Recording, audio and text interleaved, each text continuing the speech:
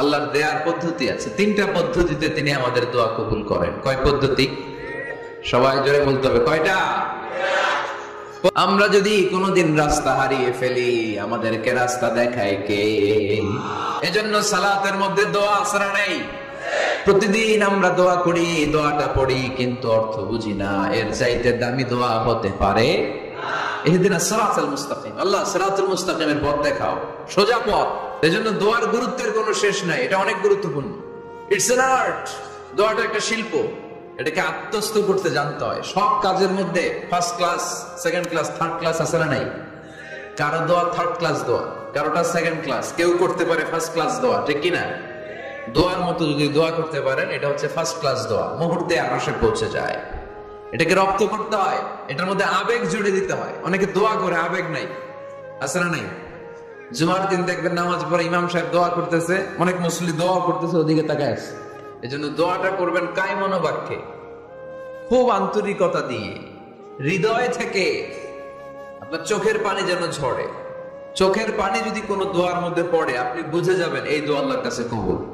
চোখের পানি এত দাম। 2 ফোঁটা পানি আল্লাহর কাছে সবচাইতে প্রিয়। এক হচ্ছে জিহাদের ময়দানে শহীদের শরীর বেয়ে ঝরে পড়া রক্তের পানির ফোঁটা, দ্বিতীয়টা হলো অনুতপ্ত বান্দার চোখের পানির ফোঁটা। নিজের ভুলগুলো বুঝতে পেরে কেউ যখন কান্না করে আল্লাহর কাছে কাঁদে, তার চোখের পানি চোখ বেয়ে নাকের ডগা বেয়ে মাটিতে পড়ার আগেই ওই ক্রন্দনরত বান্দার জীবনের সব গুণ আল্লাহ মাফ করে দেয়। এজন্য কান্নার কোনো বিকল্প নাই, কাঁদতে হবে। কাঁদলেই ক্ষমা পাওয়া যাবে। তাহলে দোয়া হচ্ছে একটা আর্ট, আমরা বুঝলাম। ইটস অ্যান আর্ট, এটা শিল্প। এটাকে আত্মস্থ করতে জানতে হয়। কেমন করে এই দোয়াটা করলে দোয়া কবুল হয়, কখন করলে কবুল হয়, এটার প্রসিডিউরটা কি, what is the mechanism two be accepted hour সাপ্লিকেশন, কেমন করে কবুল হবে, আজকে এই মেকানিজমটা একটু আমরা জেনে যাব ইনশাআল্লাহ পরে। মানুষের তাকদীরের কোনো চেঞ্জ হয় না। আর তাকদীরু লা ইয়ারুদ, তাকদীরের কোনো চেঞ্জ হয়? মহাবিশ্ব সৃষ্টির 50,000 বছর আগে আমাদের তাকদীর লিখে রেখেছে কে? এই তাকদীরের কোনো চেঞ্জ নাই। এজন্য আমরা বলি খাইরিহি ওয়াল কদর খাইরিহি ওয়া শাররিহি মিনাল্লাহি তাআলা। এই তাকদীরের ভালো হোক চাই মন্দ হোক, সব লিখে রেখেছে কে? এটার কোনো চেঞ্জ নাই, এটার কোনো সাধারণত রদবদল নাই, এটার কোনো পরিবর্তন নাই। আত-তাকদীরু লা ইয়ারুদ্দু ইল্লা বিদ-দুআ। আল্লাহর হাবিব বললেন, মানুষের তাকদীরের কোনো পরিবর্তন হয় না, চেঞ্জ হয় না। তবে তাকদীরের কিছু অংশ যদি কখনো চেঞ্জ হয়ে যায়, দোয়ার বদৌলতে আল্লাহ এটাকে চেঞ্জ করে দেয়।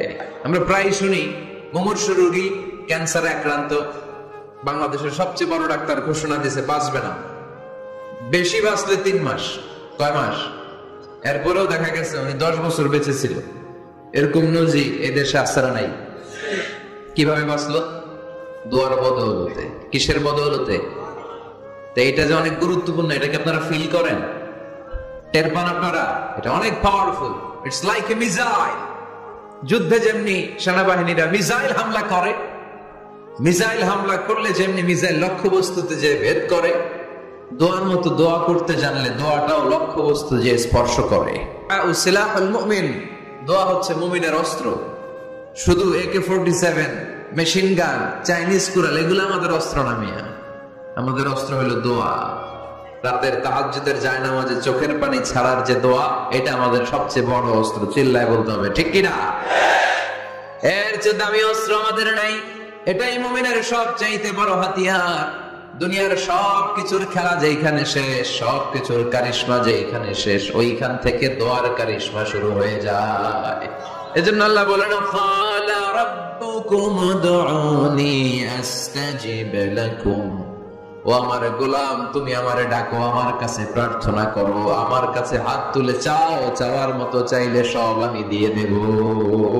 আবার আল্লাহ বললেন, ওয়া ইযা সাআলাকা ইবাদি আন্নী ফাইন্নী করিব উজিবু দাওয়াতাদ দাঈ ইযা দাআন ফালইস্তাজিবু লি ওয়াল ইউমিনু বি লাআল্লাহুম ইয়ারশুদুন। ও নবী, আমার বান্দারা যখন বলে আমি কোথায়, আপনি বলে দেন আমি একেবারে কাছে। ডাকতে দেরি, আমি ডাকে সাড়া দিতে দেরি হয় না। আপনি জীবনে যত দোয়া করবেন সব কবুল করে কে? কারণ আল্লাহর দরবারে না নাই। আছে শুধু হ্যাঁ। তাড়িয়ে দিতে তিনি জানেন না, ফিরিয়ে দিতে তিনি জানেন না। আমরা মাঝে মাঝে ফিরিয়ে দেই না, বাধ্য হয়ে অনেক সময় ফিরিয়ে দিতে। আল্লাহ তাআলা ফিরিয়ে দেন না, কোন ফরিয়াদির ফরিয়াদকে তিনি ফিরিয়ে দেন না, তিনি সব সময় অ্যাকসেপ্ট করেন। চাইলেই লাভ, চাইলেই আল্লাহ কবুল করে। অনেকে বলে হুজুর এটা কি বললেন, কত কিছু চাইলাম দিল না তো আল্লাহ, এরকম অভিযোগ আছে না নেই? অনেকে বলে হুজুর আমি অনেক চাইলাম আল্লাহ আমার একটা ছেলে দিও, একের পর এক মেয়েই হয়ে যাচ্ছে, আছে না নাই? অনেকে বলে হুজুর 4টা ছেলে, আল্লাহর কাছে দোয়া করতেছে একটা মেয়ে দাও, আল্লাহ দেয় না। কাবা ঘর ধরে দোয়া করে আসলাম, হুজুর আল্লাহ শুনলো না আমার কথা, এরকম বলে আছে অনেকের। আফসোস, আল্লাহর দেয়ার পদ্ধতি আছে, 3টা পদ্ধতিতে তিনি আমাদের দোয়া কবুল করেন। কয় পদ্ধতি? সবাই জোরে বলতে হবে, কয়টা? পদ্ধতি নাম্বার 1, আপনি যখন আল্লাহর কাছে কিছু চান আল্লাহ বলেন দিব, ইয়েস দিব। তিনি বলেন দিব, তোমার দোয়া কবুল, আমি দিব বলেই তিনি দিয়ে দেন। আপনি পেয়ে খুশি হয়ে যান, আলহামদুলিল্লাহ পড়েন। দিব বলে দিয়ে দেয় সাথে সাথে, আপনি খুশি। পদ্ধতি নাম্বার 2, আপনি আল্লাহর কাছে কিছু চাইলেন, তখন আল্লাহ বলে দিব। আল্লাহ কি বলে? তিনি দিব না বলতে জানেন না, তিনি সবসময় কি বলে? দিব।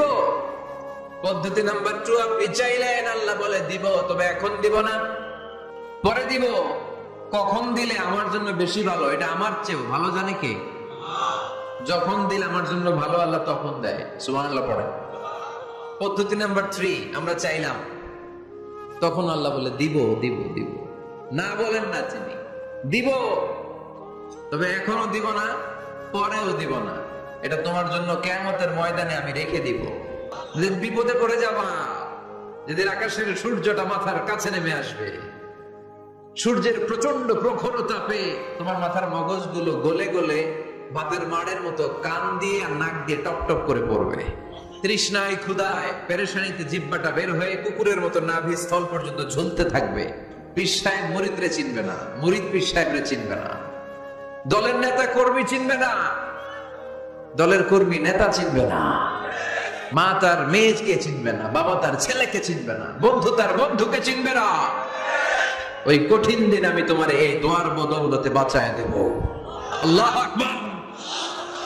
এজন্য আল্লাহ বলেন আমার কাছে চাও, চাওয়ার মতো চাইলে আমি সব দিয়ে দিতে পারি। কেউ ফিরে না খালি হাতে আল্লাহর তোর দরবারেতে। সবাই পড়েন, কেউ ফিরে না। এই কথাটা 100% ঠিক না?